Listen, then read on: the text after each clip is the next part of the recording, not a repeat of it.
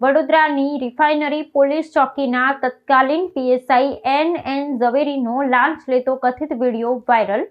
Police કમિશનરે તપાસના આદેશ આપ્યા। વડોદરા શહેરની રિફાઇનરી પોલીસ ચોકીના તત્કાલીન પોલીસ સબ ઇન્સ્પેક્ટર એન ઝવેરી દ્વારા કથિત રીતે લાંચ સ્વીકારતો વિડીયો સોશિયલ મીડિયામાં વાયરલ થતા પોલીસ બેડામાં ભારે ગડબડાટ મચી ગયો છે। પ્રાપ્ત વિગતો અનુસાર આ વિડીયોમાં પીએસઆઈ ઝવેરી એક અરજદાર પાસેથી રોકડ રકમ સ્વીકારતા નજરે પડે છે। આ ગંભીર બાબત સામે આવતા જ પોલીસ વિભાગના છબી ખરડાઈ છે અને ઉચ્ચ પોલીસ અધિકારીઓ દ્વારા તાત્કાલિક અસરથી આ મામલે તપાસના ચક્રો ગતિમાન કરવામાં આવ્યા છે। આ સમગ્ર પ્રકરણમાં ફરિયાદી મુસ્તુફા ઉર્ફે ઇનાયત ઇબ્રાહિમ ખાટકીએ ગંભીર આક્ષેપો કર્યા છે। તેમના જણાવ્યા અનુસાર ગત વર્ષે એક મારામારીના કેસમાં સમાધાન કરવા અને રાહત આપવા માટે પીએસઆઈ દ્વારા કુલ ₹40,000ની લાંચની માંગણી કરવામાં આવી હતી, જેમાંથી ₹20,000 લેતા હોવાનું વિડીયોમાં દેખાઈ રહ્યું છે।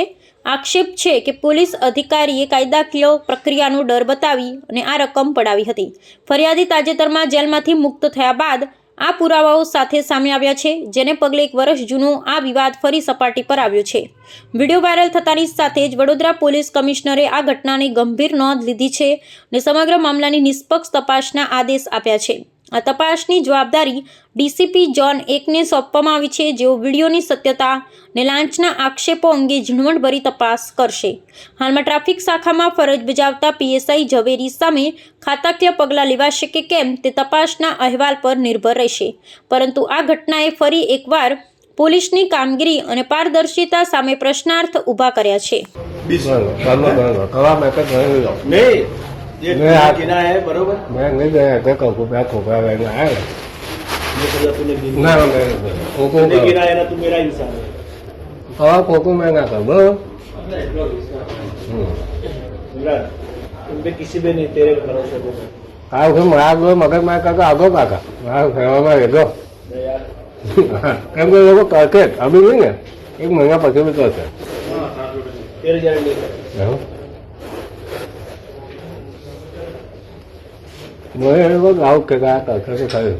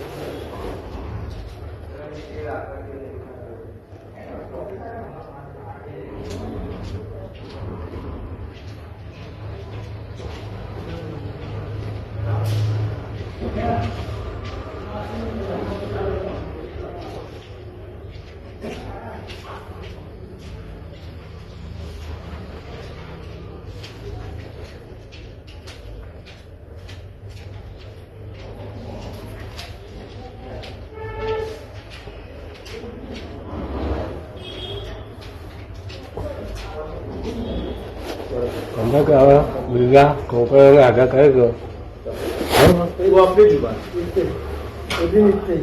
वो जो ये बोला वही उसमें मेरी जुबान नहीं फिरेगी। ऐसा नहीं अभी देखो मेरी बात सुन मेरी जुबान नहीं फिरेगी। नहीं ऐसा नहीं अभी मेरे पास 15 पड़े थे 5 इधर उधर करके मैंने 20 मंगा के दे दिए। अब जिस दिन औरतों को लेके आऊंगा ना उस दिन 20,000 दे दूंगा। कोई बात नहीं बराबर ले जाओ। और ये सब पोला बन को हमारे घर के आगे झोपड़ी के जैसे नहीं बालिया बोलिया कुर्सी डाल डाल के बैठे सब बोल रहा है।